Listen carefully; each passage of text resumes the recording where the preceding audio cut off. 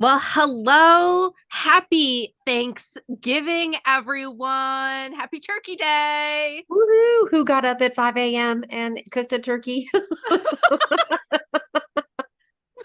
Right, Anna. It's gonna be me too. Oh, well, it is our duty to come to you to help you with some of the most important decisions that you may be making in the next 48 to 72 hours. So, for everyone out there who is getting into the Christmas spirit, y'all know that Santa Claus is coming to town. That's right. And if you still have relatives you like after today, you may say, "Can I give them a gift?" Oh If my so, how goodness. much? It depends on the kind of alcohol they bring to my house later on. Right. Or, like what kind of conversation there is at the dinner table. Um, but I digress. Anyway, gifting is a really big deal. People often think a lot about it, especially when it comes to not only their children, but grandchildren, great grandchildren, sometimes even just people that they know that they want to help. What are the limits around that? And what are the rules? Mhm. So we can talk a little bit about it. So the first thing is that people need to know is that basically you as an individual have the ability to give another person up to $17,000 for the year 2023 without it being taxable to them. So if you're married, then you and your spouse then have an opportunity to give a single person, another individual, up to $34,000. So that's a pretty significant amount, and that does not impact whatsoever your estate tax exemption.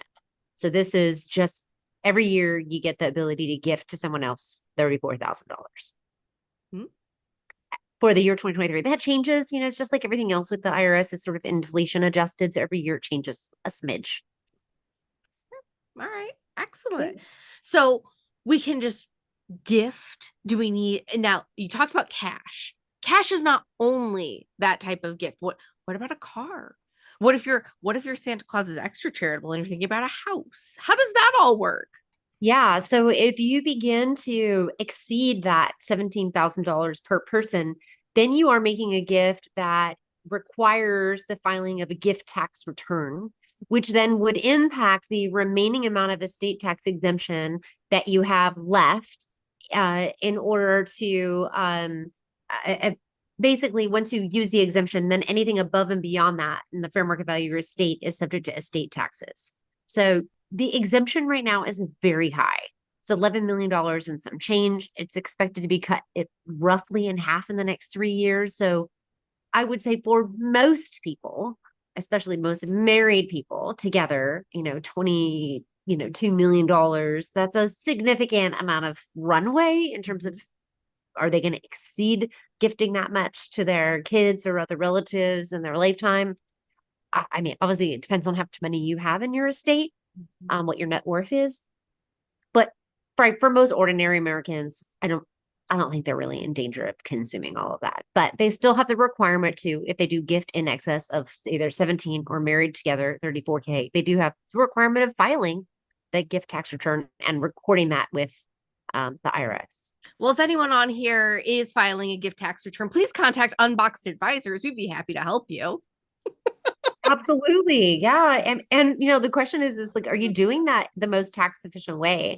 Or, Yes. is there a better way to do that, to transfer an asset out of your estate to someone um without impacting that exemption amount? That's really what the question is. And we will facilitate that conversation with your estate planning attorney, or if you don't have one, we'll find one that really works with your particular situation and guide you through that conversation because it's a big thing, Mhm. and it can have a dramatic impact um depending on what your estate looks like. Well, and there's some strategy and some choices along the way for many of the clients that we work with. They get to choose if they want to go ahead and gift now. We kind of have internally started calling that the, die with nothing. You want to gift now. You want to set your kids and your grandkids up while they need that money in their, late 20s, early 30s, to really give them the jump start on it. And there's others who say, you know what? when I pass away, my will is going to be the final edict from the grave, and I want to do it this way. And it's all fine. It's all great. Hey, no one really can tell you how to do that. It's just doing whatever is right for you. But you should at least, as an individual, be informed about what your choices are. Mhm. So you're making an educated decision. And that's what we like to do when it comes to the estate planning side, is really get you in the room with an expert in that area, so that as we are either crafting or updating your estate planning documents, that you're well aware of everything that you want to do, not only from like, funds that you're leaving, bequeathing to others, but also, do you want to leave something now, and if so, how does that impact your taxes today? Okay, one of the gifts that I see quite often that grandparents give their grandchildren is a contribution towards their future education. So, if someone's contemplating that this holiday season, what is your tip to navigate there?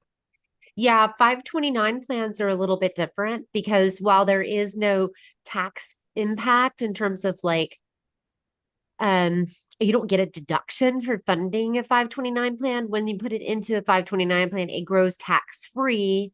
And when your child, grandchild takes it out and uses it for qualified education expenses, it's not taxable to them. So usually we see this in instances where uh, grandchildren or children are very young, right? So grandparent may fund grandchild's 529 plan. And I can't remember if there was you were allowed to fund the first 5 years, but the rules changed so much. I'd have to go back and look at that.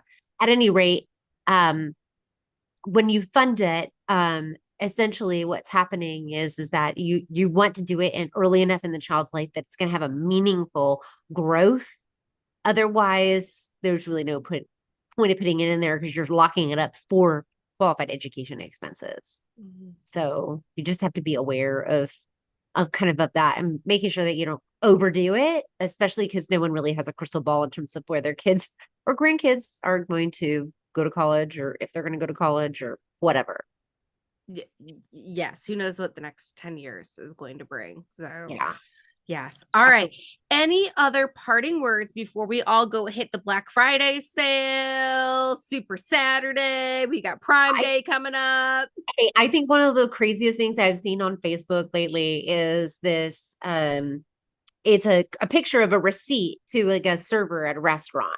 And this woman has created some kind of card that says, taxation is theft or something like that. I'm leaving you this as a gift, and included $20 in cash, as opposed to like leaving a credit card tip or something like that. I think that's really silly, because a gift, there are rules around what a gift is and how it gets completed, and that it's not in exchange for any services. So it's really important, again, to understand what it is a gift is technically before you give it. But I think that thing on Facebook kind of highlighted, like, okay, clearly this person doesn't know the rules on gifting, but people think that they do. So, just be aware of everything you read on the Facebook. It may not be right. It's the holiday season. People can do strange things, Susan. That's true. Okay, the only strange thing I'm gonna be doing today is maybe putting some cranberry sauce on some stuffing. Amen. And after that, a nap. Yes.